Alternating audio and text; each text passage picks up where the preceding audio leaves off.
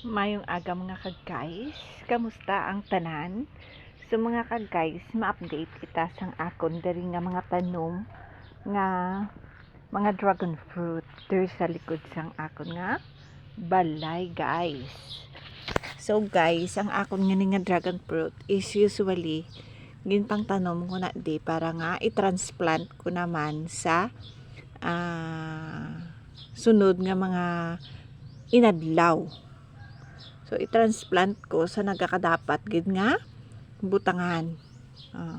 Sa iya gid nga lugar nga hindi na siya dapat mahalin or maano pa. So, guys, ang akon nga ginpang tanom guys, nantawan niyo bala guys, oh. So, nagbuho siya kay nga kulang siya sa duta. Kulang na siya sa duta kaya ang iyang abono is siguro nagdail na balahaw. Di ba guys? So, ayan na siya guys, nagsingil na siya guys. Tapos adto man ang isa is 2 ka bilog ang iyang singil. So usually guys, ari ang isa is dako na. Pero sa sunod nga mga binulan, i-transplant namon sila sa amon nga ginbakal nga duta. Ay, doon nakibot ko ba? Wala kami bakal kaduta ga pangangkon lang kami sang duta ka iya ka iban. So ari pagid ang iban ko nga dragon fruit nga i-transplant. So guys, mabalaan mo siya once nga nagagrow na siya or nagatubo kay may ara na siya nga singil. So guys, sa tuod lang wala daw something nga ulod or iras siya gali kung magano daw hindi ka man magtulok, no?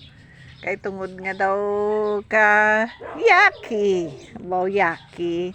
Diba guys? So, ay guys ang iban. So, ara guys. So. Tapos guys, ara ang isa. So, usually guys, makita mo siya nga nagaano na gid siya, gatubo. Kay tungod nga, may singil na siya guys. Dako na ang iyang singil.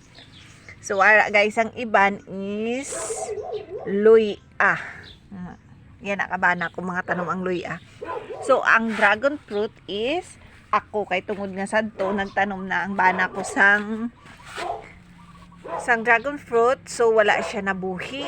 So, hambal niya ikaw tanom lantaon ta ko mabuhi. So, usually guys, mabugnaw ang akon nga palad ang akon nga tagipusoon. That's why siguro wala ko gahambal nga ang tagipusoon sang bana ko is hindi mabugnaw, hindi mayo. So usually guys, kung ano ang asawa amo man ang bana, di ba?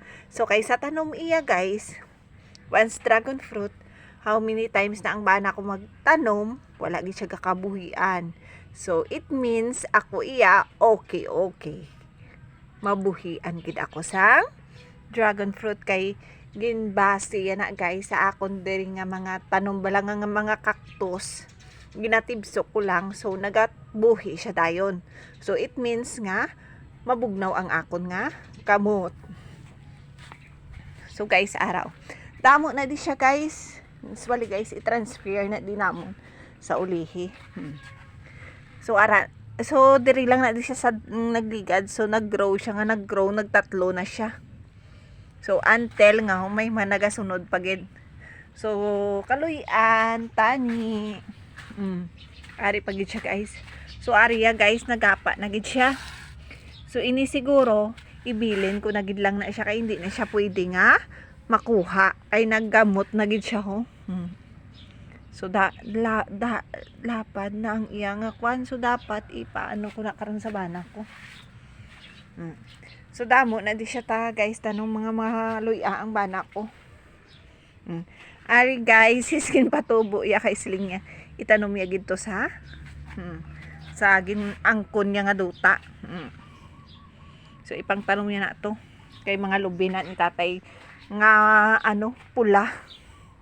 So ara is luya ko nung nga tapul. So ipang transplant niya na. So ini guys, may tanom na siya nga okra ata. Okra. Tapos ini is marang. So nagpangtanom na siya kay para nga magbuhi, i-transplant na lang namon sa area. So tapos damo pagid sang may naghatag man sa akon nga mga